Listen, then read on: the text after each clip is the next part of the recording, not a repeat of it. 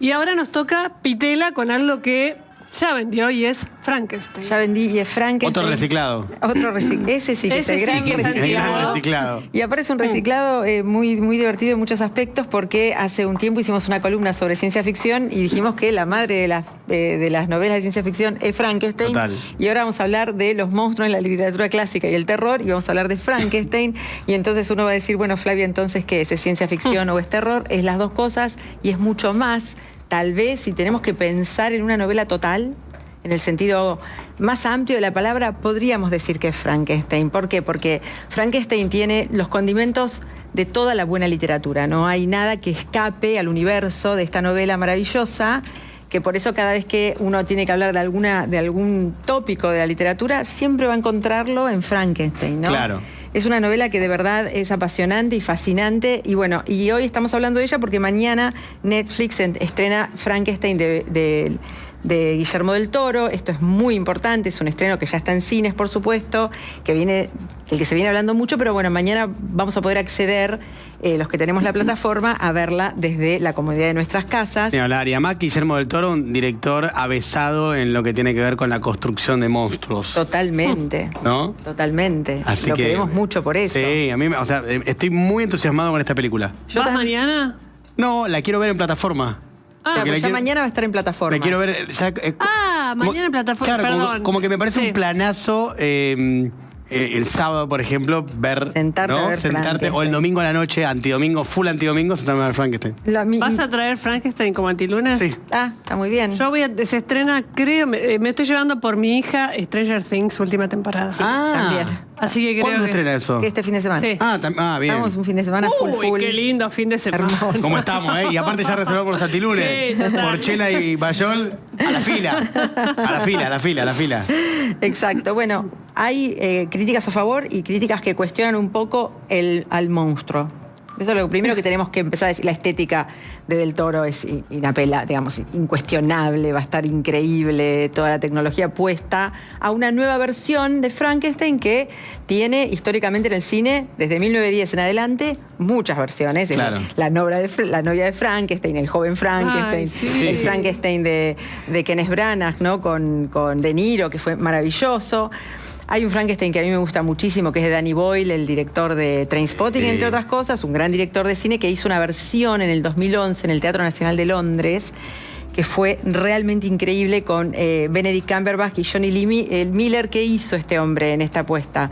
Según el día que vos sacabas la entrada al teatro, Benedict Cumberbatch hacía de Frankenstein o del monstruo. Espectacular. Entonces los dos actores, según qué noche, intercambiaban los roles en una gran decisión del director, de Danny Boyle, de decir, no están separados el monstruo de Frankenstein, ¿no? Y esto da el nacimiento a lo que es, digamos, el terror moderno. Si pensamos en Dr. Jekyll y Mr. Hyde, por ejemplo, que es lo mismo, es esta idea de lo ominoso o lo siniestro que va a plantear Freud, es esta cosa oscura que todos tenemos. Claro, lo monstruoso dentro de nosotros. Ahí es donde se separa el terror y empieza a ser el terror moderno, que después va a agarrar de la mano muy, muy fuertemente Edgar Allan Poe, ¿no? Con un cuento tan famoso como El corazón delator. O sea, ya el terror no está en los castillos, ya el terror no está en lo que veníamos viendo en el terror gótico, sino que está dentro de nosotros. El terror, que hoy lo trae Mariana Enríquez, ¿no?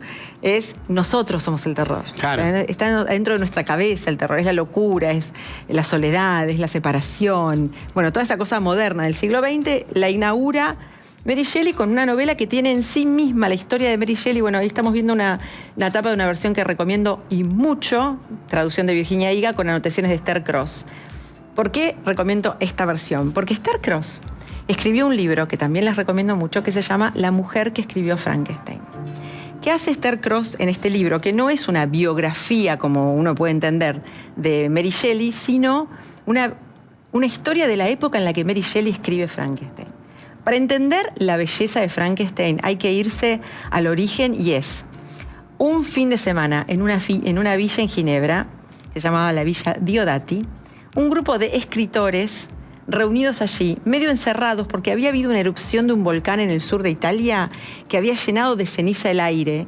Entonces estaba todo muy brumoso. Entonces esta gente se guarda dentro de una especie de castillo y encuentran un libro que se llama Fantasmagoria o Fantasmagoriana, tiene los dos nombres, que era un libro de cuentos góticos alemanes. O sea, vamos al 1700, ¿no? Y empiezan a leer esos cuentos de terror, también un poco abonados y regados de ciertas sustancias que corrían el fin de semana, y que lo cuenta muy bien una película, que la gente grande que nos está mirando lo sabe, que se llamó Gothic, no se tradujo, se llamó así Gothic, de 1988, del grandísimo Ken Russell, que cuenta este fin de semana.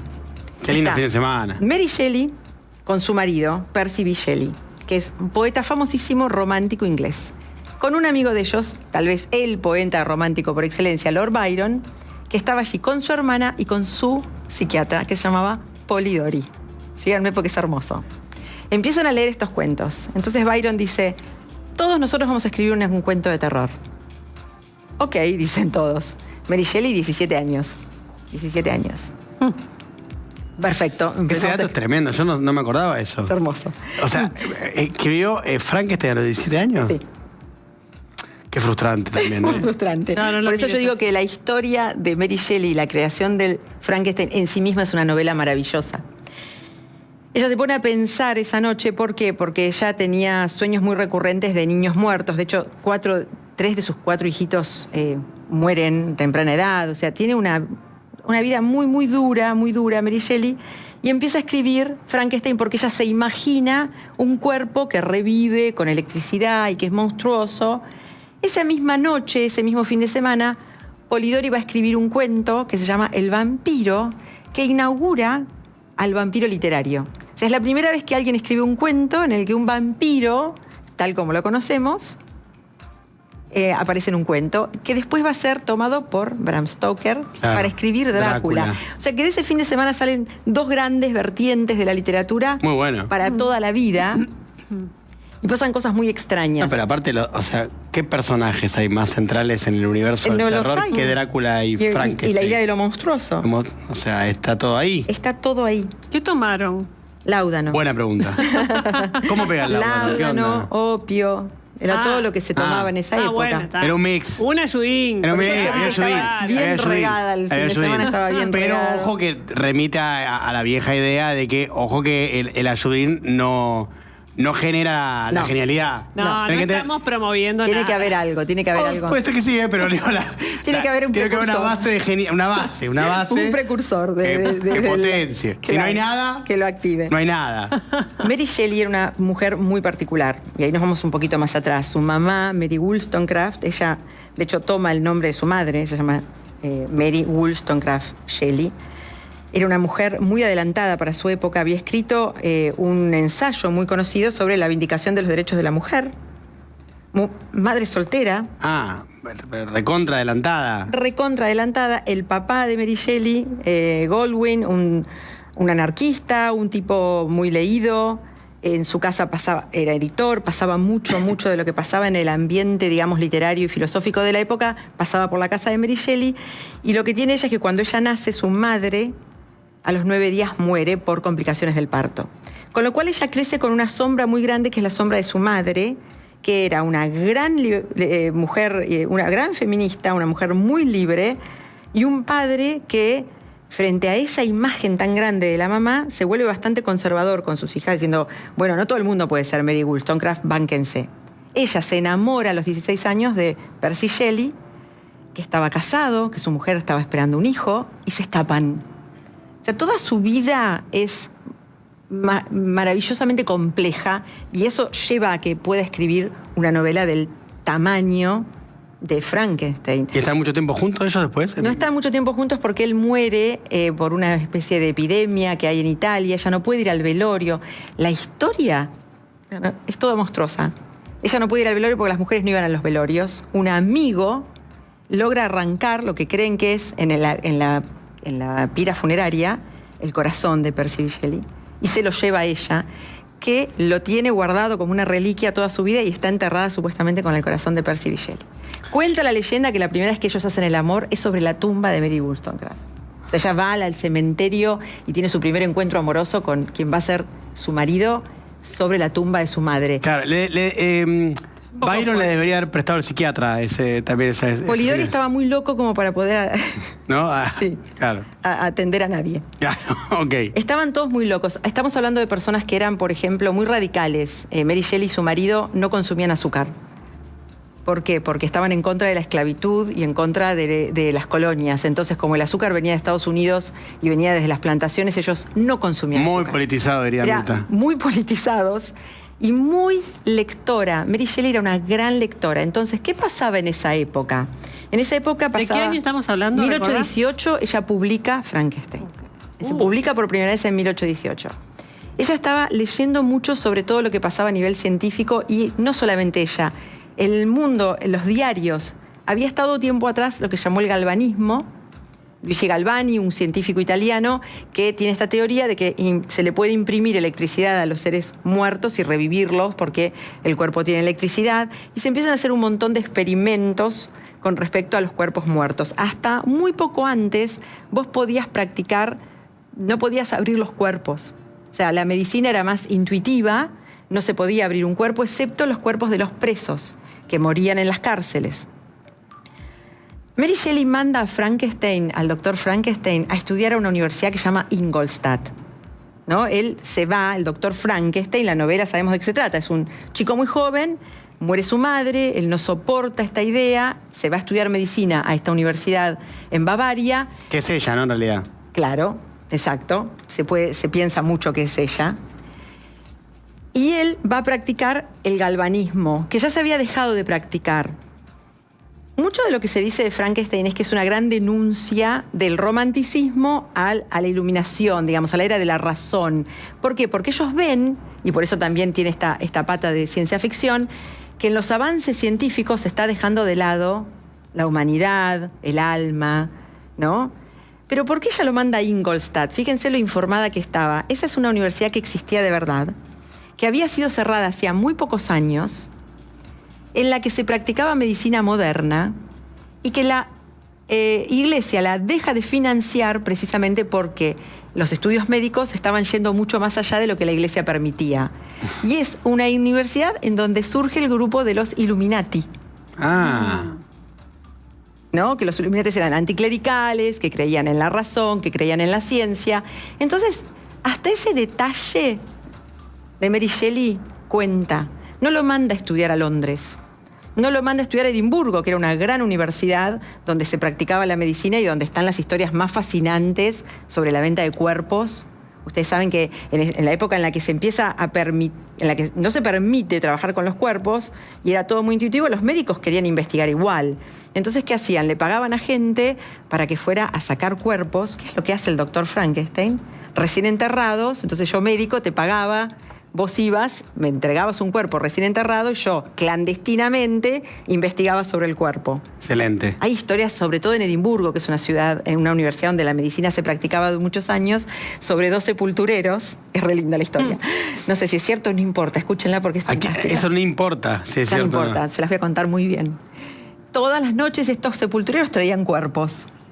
Al mismo tiempo se desarrolla una industria de gente que iba a cuidar los cuerpos. O sea, vos se te moría un pariente y vos le pagabas a alguien para que se quedara en la tumba 15 días para que no vinieran a robar el cuerpo. Entonces estos sepultureros traían una noche un cuerpo, a la otra noche un cuerpo, a la otra noche un cuerpo. Y una noche traen el cuerpo de una prostituta que todos los médicos conocían, que estaba muy rozagante, que no había razón por la que estuviera muerta, que algún médico había estado con ella, 3 días antes. Y ahí empiezan a sospechar, claro, los sepultureros no desenterraban cuerpos. Eran asesinos seriales. Se iban matando gente por la calle y la entregaban como si hubiera recién muerto. ¿Qué hacen con esta prostituta? Todos la querían mucho. La guardan en formol durante un montón de tiempo porque nadie se anima a abrirla. No la quieren usar para investigar. Para investigar. Bueno, de esas historias hay miles y salían en los diarios todos los días. Y Mary Shelley las leía. Entonces, ¿qué hace con esto? Crea un científico, lo manda a una universidad en donde la medicina había avanzado demasiado, que ya estaba cerrada, pero todo el mundo conocía esa universidad y esa historia en Bavaria. Y él le va a pagar a estos sepultureros para que le traigan cuerpos porque él está convencido que puede crear un cuerpo perfecto, con partes del cuerpo, con partes de distintos cuerpos. y va a buscar la mejor parte, el mejor torso, las mejores piernas, los mejores brazos. O sea, realmente el monstruo está construido de muchas partes del cuerpo. Él en la búsqueda del cuerpo perfecto. Esta es una de las críticas que se le hace a Del Toro, porque el cuerpo no está cosido, es un cuerpo entero. Está bien. Y ahí se aleja un poco, pero porque él está trabajando otra cosa. Está buscando otra cosa, seguro. Está buscando otra cosa. ¿Qué le pasa a Frankenstein cuando crea el cuerpo? Que se da cuenta que el todo superior es distinto a la suma de las partes. Totalmente. Y sobre todo porque este cuerpo no tiene alma, no tiene espíritu, no tiene pasado, no tiene vida. Es un cuerpo... Él está jugando, ustedes saben que Frankenstein se llama Frankenstein o el moderno Prometeo. Frankenstein está jugando a ser Dios al crear vida.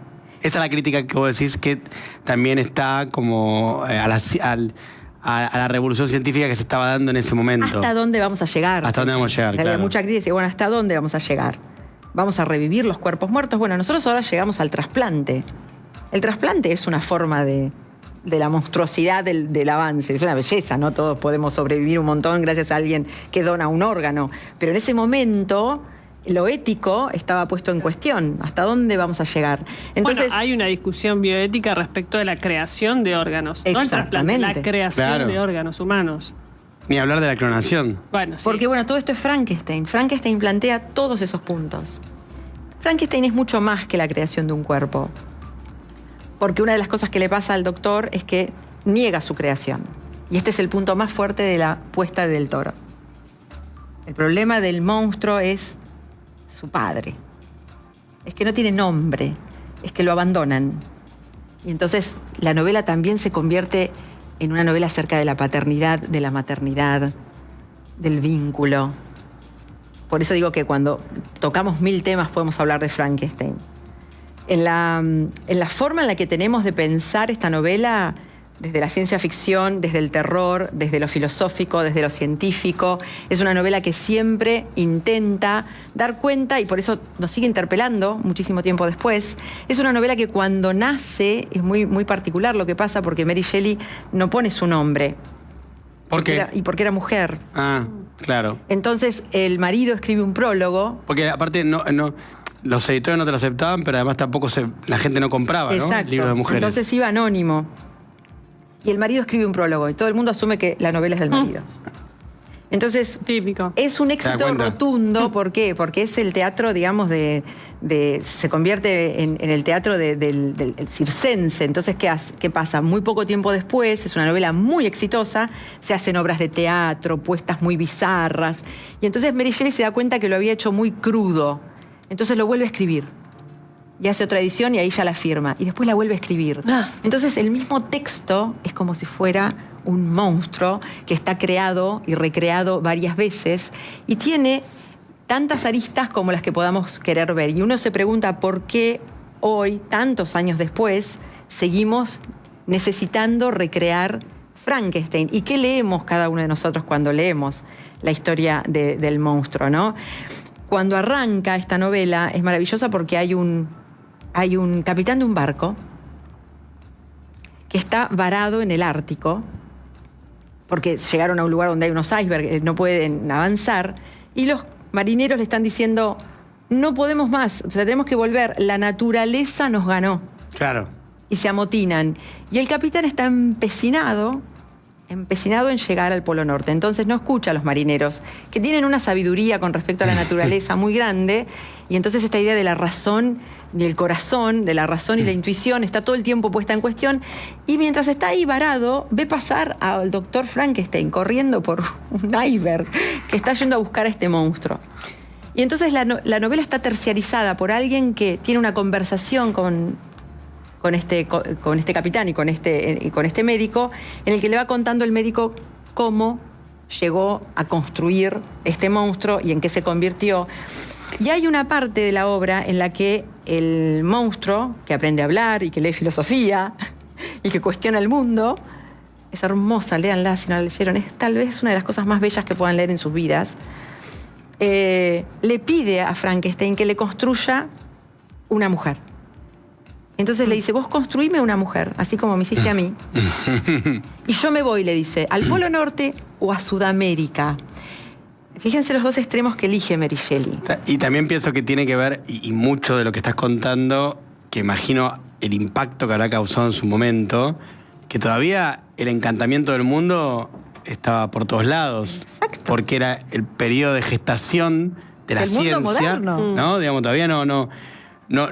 Digamos, lo que viene con la ciencia también, además de cosas extraordinariamente maravillosas, es desencantar el mundo también, digamos. Había algo de lo mágico, de la creencia. El Prometeo, de robarle el fuego a los dioses. Y bueno, había algo de eso. Entonces, el Frankenstein dice, no le voy a crear una mujer porque estos dos se van a reproducir. Y entonces, ¿qué va a pasar? Pero Mary Shelley elige el Polo Norte o Sudamérica, que eran los dos lugares indómitos todavía para Europa. Claro. El lugar de la naturaleza. Entonces, el monstruo le dice, yo me voy a un lugar en donde la modernidad no haya llegado. El Frankenstein de Mary Shelley es tal vez una de las obras más contundentes que haya dado la literatura universal. La versión de Del Toro es interesantísima, pero si leyeron la novela les va a volar la cabeza. Entonces aprovechen y léanla, es un buen momento para leerla. Es un momento en la actualidad en la que estamos de nuevo cuestionando la tecnología, los avances de la inteligencia artificial. Bueno, no deja de ser todo el tiempo la condición humana, y de eso va Frankenstein, y por eso mañana vamos a tener en la plataforma una, de nuevo, nueva versión de esta obra maestra imperdible que escribió una chica en 1818 con 18 años. Maravilloso. Hermoso. Hay un montón de mensajes, leo un par. Hay alguien que dice, hay una biopic de Mary Shelley con hermosa. Elle Fanning. Sí, hermosa, sí, preciosa, que cuenta un poco esto que estoy contando. Sí, después, y Gothic, no se pierdan. Gothic está en internet, es de 1988, no se la pierdan. Es sí, también hay muchos comentarios sobre Gothic. Después alguien agrega, Da Vinci acompañaba a los vagabundos. Se quedó con lo de los que contaba, lo de los muertos que se robaban. Acompañaba a los vagabundos en sus días finales en los hospicios, y cuando les llegaba la hora se los llevaba, los abría y dibujaba lo que encontraba. Exactamente. Bueno, hay un montón de mensajes vinculados a todos los temas. Hermosos. Que sobrevoló Pitela a partir de esta gran historia. Hermosa historia. Es Frankenstein, y la historia de cómo se escribió Frankenstein. Que en sí mismo es perfecta. Y sí, es compleja, ¿no? O sea, que lo que hicimos acá es un pantallazo, sobre todo la intención nuestra es que lean Frankenstein. Claro. La película es Gothic, ¿no? La que dijeron. Gothic, sí, de Ken Russell. 1988. Desde el fin de semana de pánico y locura, digamos. Tremendo, exactamente así. Bien. Sí, el joven Frankenstein y la novia de Frankenstein. La novia de Frankenstein. Buenísimo. Sí. El joven Frankenstein es con... El humor. Sí, bueno, y la novia de Frankenstein también, es de Mel Brooks. Claro, sí. Mel Brooks, eso, ahí está. Sí. Y la novia también es como una comedia oscura.